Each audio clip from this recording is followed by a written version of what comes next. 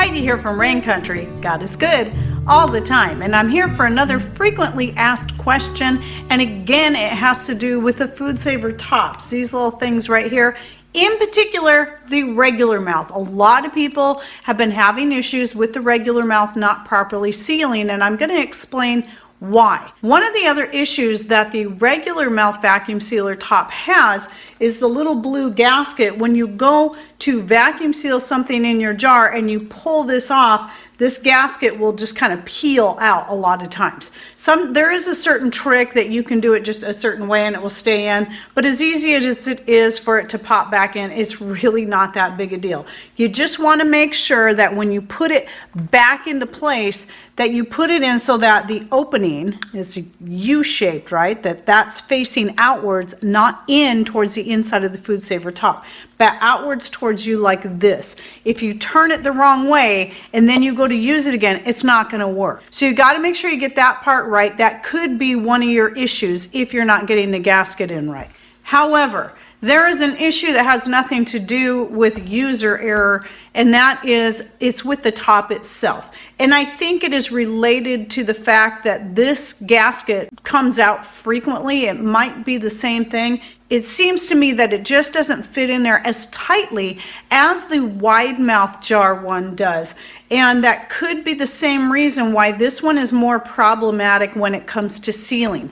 But there are a couple of fixes to that so that you can get a good seal every single time. And I'm going to be covering that. Before I switched to the brake bleeder pump for vacuum sealing my jars, I did used to use the Foodsaver machine. I no longer have one. I finally threw out my last one and I will not buy anymore. I've been through 4 or 5 of them. I've tried a few different types, styles, and I'm just tired of them breaking down after 2 years and not working at all anymore.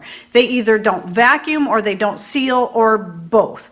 And anyway, when I was using the machine for vacuum sealing the regular mouth, it worked fine for the wide mouth, but for the regular mouth, I would probably only get a good seal like every 3rd or 4th time. And even then, I found myself having to heat the lids a little bit by placing them either on top of the wood stove or a hot plate to just get a little hot. You don't want to leave it on there too long, and you want it to be a low heat, but just enough to kind of soften the gummy part, and that did help. However, it still didn't always work all the time. And so what I learned, and I haven't tried yet, that a lot of people did if they're using the machine, is to take 2 lids and stack them on top of each other. I believe what this does is causes a tighter fit all the way around when you go to put the top on there, and then vacuum seal like you normally would. And people found that when they started doing that, they stopped having issues with the sealing. Now, some said that sometimes the second lid does also vacuum seal on top of the other one, and if that happened, they said they just leave it on there. I'm gonna try it today just for the heck of it, even though I don't really need to do this and haven't needed to, but just to demonstrate that. However, one of the things is when you switch to the pump, which you can get on Amazon for under $25. If you don't like to shop on Amazon, there's many other places you can find it. You can go to Harbor Freight, you can go to your local auto parts store, and you should be able to find a brake bleeder kit there. Now keep in mind, if you have the tops, but you don't have the Foodsaver hose, but you're using the brake bleeder pump, it already comes with a hose. You do not have to purchase separately the special Foodsaver hose that goes with the lids. This will work just fine. It comes with its own hose. Since I switched to the brake bleeder pump, that's all I use. I use the tip that it comes with. The main difference is that you have to hold it in place since it's not made to snap into the top of the jar sealer like the Foodsaver tip does. But anyway, since switching to that, I've had no issues, unless there was something wrong with the jar, such as it had a chip in it, or maybe the lid itself was bent, because usually I recycle previously used lids that I use for water bath canning or pressure canning, and those are the ones I usually use for vacuum sealing with, unless I run out of the used ones, which I actually have. in that case, you want to make sure there's nothing embedded into the lid itself. Maybe it's bent or something that's preventing a proper seal. That can happen with the wide mouth too. But most likely the issue is just this, and combining it with the Foodsaver machine is what the problem is. So let me go ahead and demonstrate, even though I've done it many times, let's go ahead and demonstrate both how to use the brake bleeder pump and to see how well this works. Okay, so here's a jar of rosemary that from 2020. I haven't finished filling it up from the herbs from my garden yet, and I probably won't because I think it's pretty much done now. But I've already got a lid on here, so it's already ready to vacuum seal, but let's go ahead and put a second lid on top just to try this and see how it works. So I'm going to slip the Foodsaver top over that. I'm going to take my brake bleeder pump and just insert this tip that came with the pump in there, and then firmly hold in place. You don't have to press really hard, but you do want to firmly hold it in place and make sure you're holding it vertical, straight down, not at an angle like this at all. You want it vertical, straight down into the hole at the top of the Foodsaver lid, and then just start pumping. Did you hear that already? As soon as I started pumping, I heard a pop. That's interesting. Now, when it comes to the pressure and where the needle is at, I don't even go by that anymore. All I do is watch it and just keep pumping until I see that needle stop moving. Because here's the issue. Your brake bleeder pump could be miscalibrated, maybe from use like mine is. It doesn't go back to zero anymore. See, it stopped moving. You can see here it doesn't go back to zero anymore. So I just don't even go by any set number. I just pump until it stops. And sure enough, yes, both of the lids are sealed together. So I wouldn't recommend trying to get that top lid off if that's the case. But here's the problem with this. We already have lid shortages. So if you're having to rely on this method as it is, now you're using twice the amount of lids to do this. So for me, this isn't going to be something I'm going to want to do. I'm doing good on lids because I use both Tatler and metal lids, and I have a lot of metal lids in storage right now. And let's see if we can even get this apart. Okay, there, it took a little doing, but I got it apart. So let me go ahead and do this again with it as is, and just to show that the brake bleeder works just fine without having to use two lids. And also, if you're pumping it up and it looks like it just stops moving too soon, make sure you might have let go of your pressing firmly. You might have eased up on that and not realized it. So then simply press down a little harder and see if that needle starts moving again.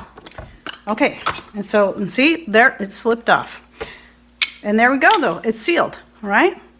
And then I do still like to put the bands on. It's not a big deal for dried goods like this. All right, well, I hope my little demonstration and the questions I answered you'll find helpful. But I want to say one more thing before I let you go. I know the Foodsaver tops are getting more and more difficult to come across. I'm not even sure if the company is going to keep making them. I've been hearing rumors that they've stopped making them.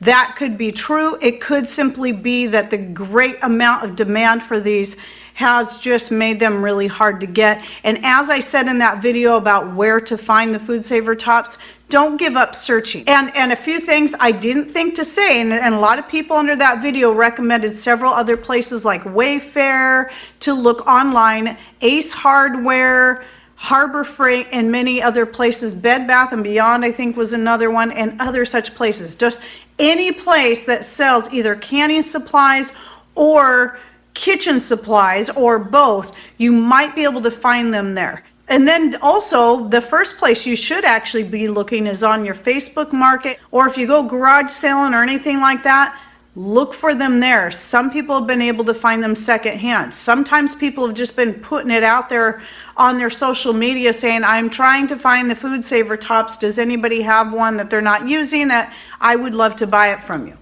Also, try to be creative and come up with your own methods. You can even use, if you have the canisters that used to come with the original Foodsavers, which I had years ago and I didn't know what their purpose was, you can use those for sealing jars too by simply putting the jar down inside the canister it will fit in, put the canister lid on, and then pump it up with either your Foodsaver machine or your brake bleeder pump. And that will seal your jars too. I wish I would have known that many years ago when I got my very first Foodsaver machine, and it came with those canisters, and I never used them for anything. And I think I did finally get rid of them after hanging on to them for years. And that was long before I realized I could vacuum seal into jars. And also don't forget, you don't have to vacuum seal things into jars. You can always go with Mylar bags and an oxygen absorber, or if you have a machine that can vacuum seal your Mylar bags, those are some other options too. Some people even like to use oven canning, which I've never done, and I don't have any good tips on that. There are going to be many things though you're not going to want to oven can. That's only going to be good for some things. But I recommend just doing a search on YouTube or just on the web in general to see if you can find instructions and information on what you can oven can and how to do that. And basically it relies on the heat from the oven to seal the jars for your dried goods. So anyway, there are other methods. You don't have to rely on this alone. All right, well, I hope you enjoyed this video. And if you are interested in any other of the frequently asked questions I've been covering, and we'll have more to do, I'll be linking down below the playlist to my frequently asked questions, where I try to answer each individual question one at a time to make it easier for me and for you. And also don't forget to share any of these videos with people that you know could glean something important from it or looking for answers to that very same question. All right, well, thanks for watching. Take care and God bless.